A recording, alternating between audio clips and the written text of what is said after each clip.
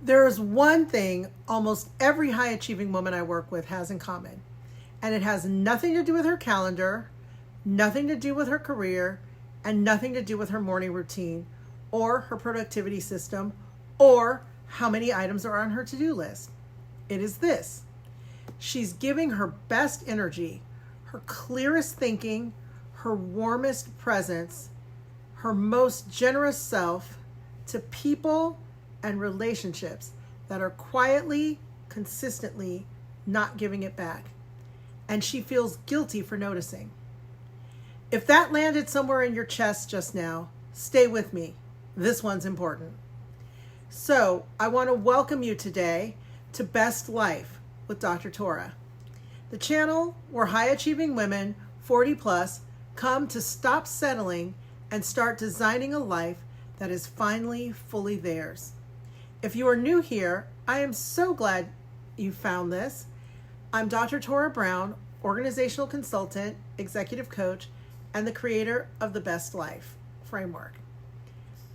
I have spent over 15 years working with accomplished women, senior leaders, executives, entrepreneurs, and high-performing professionals, helping them navigate the gap between a successful life and a fulfilling one.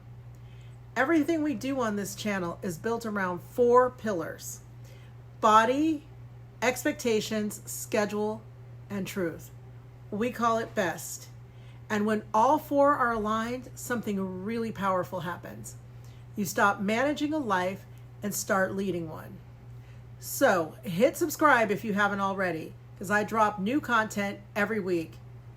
And if you are here because something in your life feels off, but you can't quite name what that is, you are exactly in the right place. Now let's talk about these people. Here's what I know after 15 years of doing this work. You can design the perfect schedule. You can anchor your energy habits. You can get crystal clear on your identity and your purpose. And you can have the most beautifully aligned best life blueprint in the world. And one draining relationship, one person who consistently pulls you away from your best self, can quietly undo all of it. We do not talk about this enough in the personal development space. We talk about habits. We talk about mindset. We talk about morning routines. But we do not talk honestly about the relationships that are slowly depleting the women who are doing all of the right things and still wondering why they feel so exhausted. So today we're talking about it. I'm going to give you a simple relationships audit, a tool I use with my private clients that will help you. It's going to help you identify the 4 types of relationships in your life right now. And then I'm going to give you 3 specific usable scripts for those 3 hardest boundary conversations. And these are the boundary conversations that I find high achieving women face regularly. So grab your journal, because this one is really worth writing down. So the 4 relationship zones, let me give you a framework. I call it the 4 relationship zones, and it is built on 2 questions. Question 1, does this relationship energize me or drain me? Question 2, is this relationship one I have chosen and invested in, or is it one I maintain out of obligation? When you put those 2 questions together, you get 4 zones, and I want you to start mentally placing the key relationships in your life into one of these 4 as I describe them. So zone number 1, energizing and invested. The relationships that leave you feeling more like yourself after time together. The colleague who challenges you brilliantly. The friend who's known you through every season. The partner, the mentor, the sister who just gets it. These relationships are your life force. And for most high-achieving women, they are chronically underinvested in because everything else keeps getting prioritized. So here's your first assignment for zone 1. Protect these fiercely. Put these in your calendar before anything else gets the time. Zone 2, energizing but occasional. These are relationships that light you up every time, but somehow months go by between real connection. The old colleague you always leave lunch feeling inspired. The friend from your early career who knows who you were before the title. These relationships restore something in you. They just require you to actually show up for them. Your assignment for Zone 2, prioritize these relationships more intentionally. They're not requiring much from you, just a little scheduling. Zone 3, draining but obligatory. Now this is where it gets honest.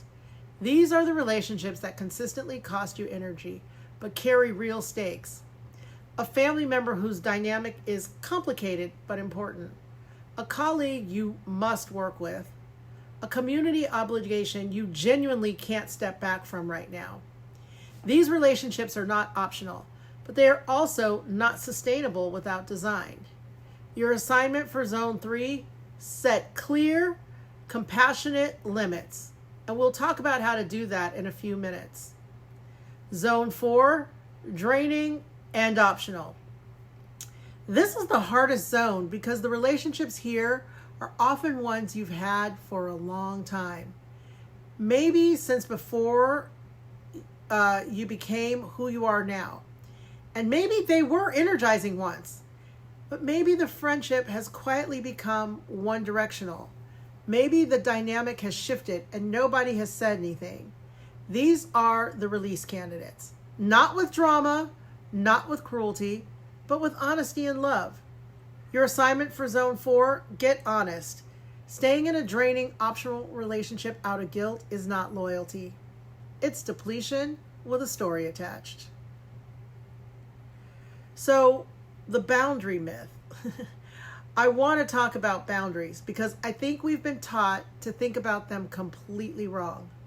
Most of us were taught that a boundary is a wall, something you erect to keep people out, something defensive, something that signals conflict, something that risks the relationship.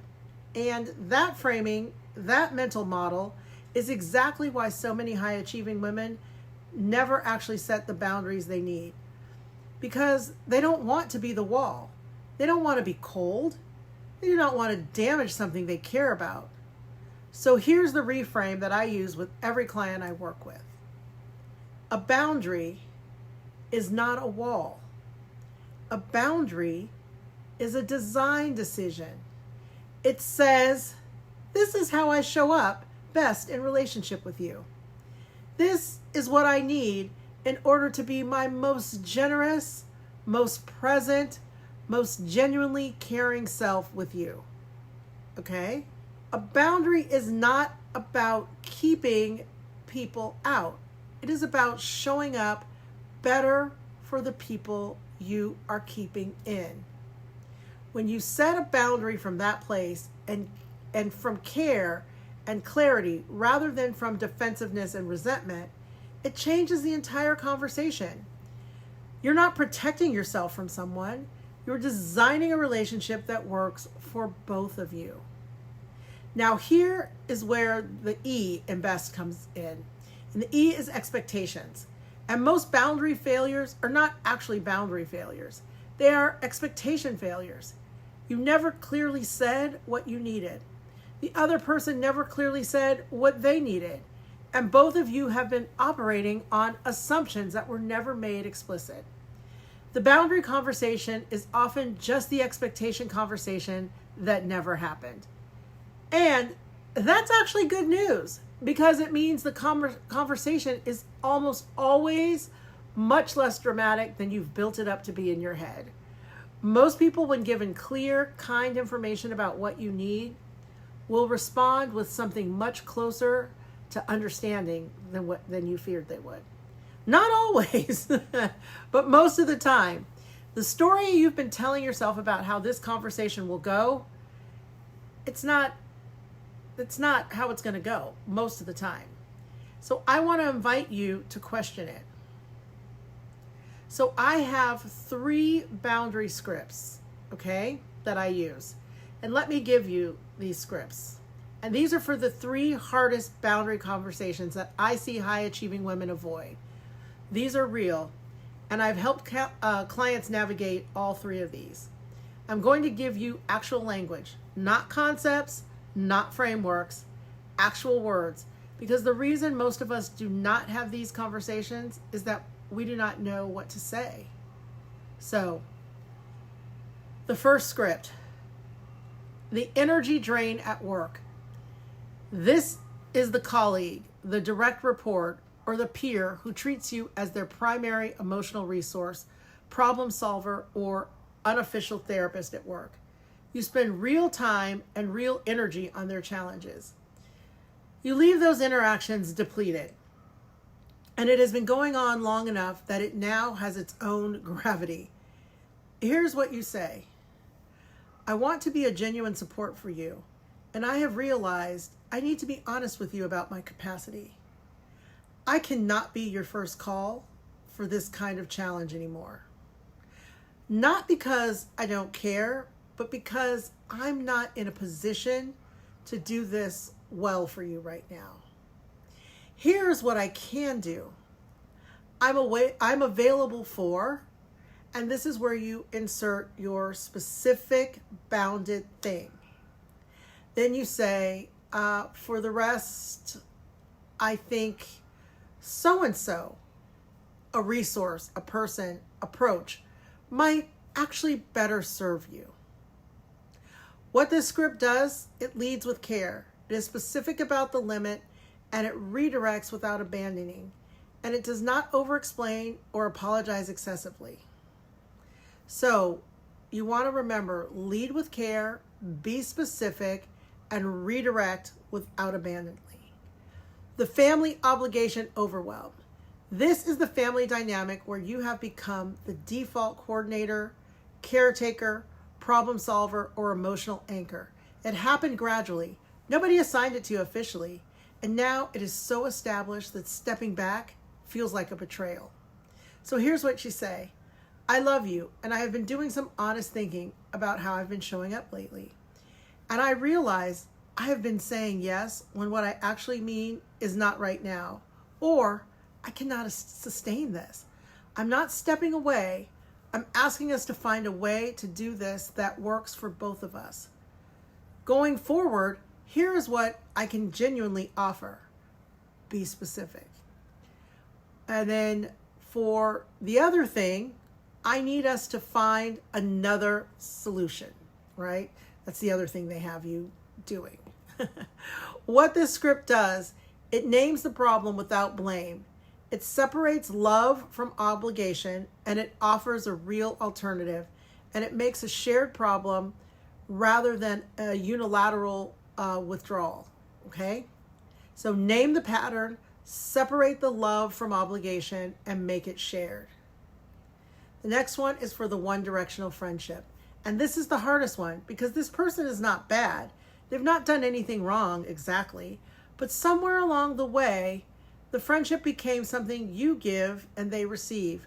Your time, your energy, your listening, your advice. And you leave those conversations more depleted than restored. And you've been quietly resenting it for longer than you want to admit. So here's what you say. I've been sitting with something and I care enough about you to be honest with you about it. I've noticed that our time together has started to feel a little uneven. And I don't think either of us intended that. I find myself leaving our conversations more drained than restored. And I think I owe it to our friendship to say that out loud rather than quietly withdraw. I'm not going anywhere. I'm asking if we can talk about what this friendship looks like as we continue to move forward for both of us. Okay? So what does this do? It names the imbalance without accusation. It honors the history, the friendship. It signals care as the motive, and it opens a real conversation rather than delivering a verdict. So, You're going to name the imbalance without accusation. You're going to honor the history you have. You're going to open a conversation.